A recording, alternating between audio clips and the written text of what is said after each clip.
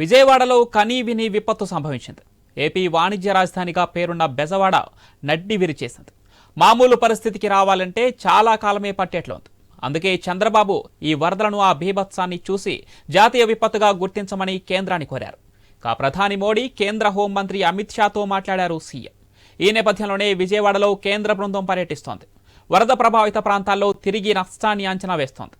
మరి అది సాధ్యమవుతుందా, లేక జాతీయ విపత్తు స్థాయిలో విజయవాడలో వరదలు విలయతాండవం చేశాయా?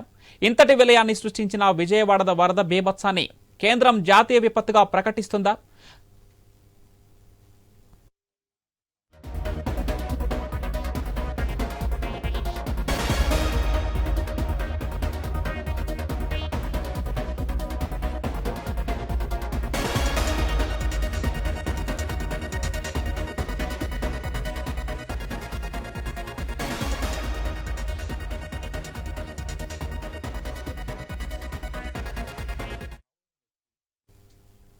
ఇక విజయవాడను వరదలు ముంచెత్తాయి. ఈ నేపథ్యంలో కేంద్ర బృందం వరద ప్రభావిత ప్రాంతాల్లో పర్యటించి ఒక నివేదికను తయారు చేస్తుంది. ఈ నేపథ్యంలోనే జాతీయ విపత్తుగా దీన్ని ప్రకటిస్తారా లేదా అనే అంశం అయితే తెర మీదకి వస్తుంది. దీనికి సంబంధించి మరిన్ని డీటెయిల్స్ మా ఇన్పుటేటర్ శ్రీకాంత్ అందిస్తారు. ఎస్ శ్రీకాంత్.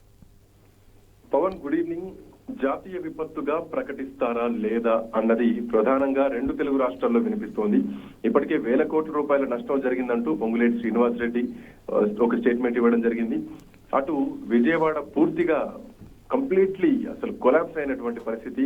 ఒక ఆర్థికంగా ఫుల్ ఫ్లెక్స్డ్ గా స్ట్రాంగ్ గా ఉన్నటువంటి విజయవాడ ఈరోజు చాలా దయనీయమైనటువంటి పరిస్థితి. పూర్తిగా ఆస్తి నష్టం, ప్రాణ నష్టం, పశు సంపద నష్టం, అంతా ఓవరాల్ గా నష్టం జరిగింది. అయితే ఇట్లాంటి నేపథ్యంలో జాతీయ విపత్తుగా కేంద్రం పరిగణిస్తుందా లేదా అంటే, నిజానికి కేంద్రం జాతీయ విపత్తుల విషయంలో చాలా స్ట్రిక్ట్ గా ఉంటుందని చెప్పాలి.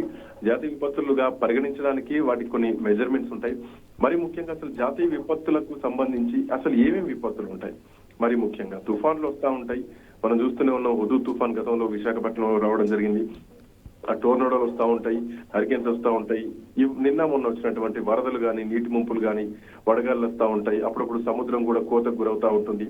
ఫర్ ఎగ్జాంపుల్ 2004లో సునామీ కూడా రావడం జరిగింది. ఆ తర్వాత సునామీని కూడా విపత్తుకు సంబంధించినటువంటి జాబితాలో చేర్చడం జరిగింది. ఎందుకంటే అప్పటి వరకు కూడా సునామీలు ఎప్పుడు రాలేదు. సో ఫస్ట్ టైం 2004లో సునామీ రావడంతో సునామీని కూడా విపత్తుల్లో భాగంగా చెప్పడం జరిగింది. అప్పుడప్పుడు పిడుగులు పడతా ఉంటాయి, వడగాళ్ళు వస్తూ ఉంటాయి. అంతేకాకుండా కరువులు కూడా వస్తూ ఉంటాయి. సో కుంభవృష్టి వస్తూ ఉంటుంది. సో కుంభవృష్టి అంటే అతిగా భారీ వర్షాలు పడి వాగులు వంకలు పొంగి పొర్లి మా కొండ చర్యలు విరిగిపోవడం, ఆస్తి నష్టం జరగడం, ప్రకృతి ప్రకోపించడం. సో ఇట్లాంటివన్నీ కూడా విపత్తులకు సంబంధించినటువంటి లిస్ట్ లో వస్తూ ఉంటాయి. వీటితో పాటు భూకంపాలు వస్తూ ఉంటాయి. ప్రధానంగా ఆనకట్టలు తెగిపోవడం వస్తూ ఉంటాయి.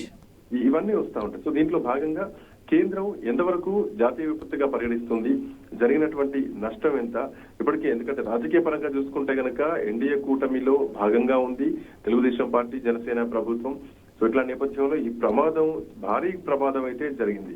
సో ఇట్లా నేపథ్యంలో జాతీయ విపత్తుగా జరగాలి, ఆదుకోవాలి అంటూ కూడా ఇప్పటికే రెండు రాష్ట్రాల ప్రభుత్వాలు చెప్తున్నటువంటి క్రమంలో ఇక్కడ ఇంకొకటి అంశాన్ని మనం ప్రధానంగా తీసుకోవాలి. అంటే ప్రతి రాష్ట్రానికి సంబంధించి ఒక నిధి ఖచ్చితంగా ఉంటుంది. అంటే స్టేట్ డిజాస్టర్ మేనేజ్మెంట్ సంబంధించి ఖచ్చితంగా ఒకటి ఉంటుంది. దాన్నే SDRF ఫండ్ అంటారు.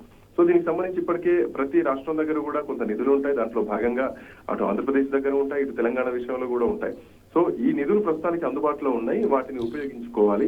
వాటిని ఉపయోగించుకోవడంతో పాటు మీకు కావాల్సినటువంటి NDRF సిబ్బంది ఉంది, హెలికాప్టర్స్ ఉన్నాయి. వీటన్నింటిని వాడుకోవడం ఉంటుంది. బట్ ఇంకా నష్టం ఎంత జరిగింది ఏంటి అనేది కూడా ఒక నివేదిక ఇవ్వడం జరుగుతుంది. అది రెండు రాష్ట్రాలకు సంబంధించినటువంటి CSలు కేంద్ర ప్రభుత్వానికి నివేదిక ఇవ్వాలి. దాంట్లో భాగంగా ఈ నిధులు ఏవైతే సెంట్రల్ ఫండ్స్ రాష్ట్రంలో ఉన్నాయో, రాష్ట్రంలోనే కాదు రాష్ట్రంలో ఉంటాయి, జిల్లాల వారీగా కూడా నిధులు ఉంటాయి ఇట్లాంటి విపత్తులకు సంబంధించినప్పుడు. సో వీటిని ఎంతవరకు వాడుతున్నారు, సో వీటి వాడినందుకు ఉన్నటువంటి మెజర్మెంట్స్ ఏంటి, ఈ వాడకం ఎట్లా జరిగింది, ఇవన్నీ కూడా ప్రమాదాలకు సంబంధించి కొంత నిధులు మాత్రం కేంద్రం ఎప్పుడు కేటాయిస్తూ ఉంటుంది. ఈ నిధులు ఖర్చు అయిన తర్వాత ఇంకెంత అవసరం పడుతుంది, దానికి మించి జాతీయ విపత్తిగా పరిగణించాలంటే మానవ తప్పిదాలు ఉంటాయి, ప్రకృతి ప్రకోపాలు ఉంటాయి. మానవ తప్పిదాలంటే మనం చూడొచ్చు, గేట్లు కొట్టుకుపోవడాలు, కన్స్ట్రక్షన్ వైఫల్యాలు జరగడాలు, ఇవన్నీ ఉంటాయి. సో ఈ అన్ని అంశాలని చూసిన తర్వాత అప్పుడు జాతీయ విపత్తుగా పరిగణించాలా వద్దా అనేది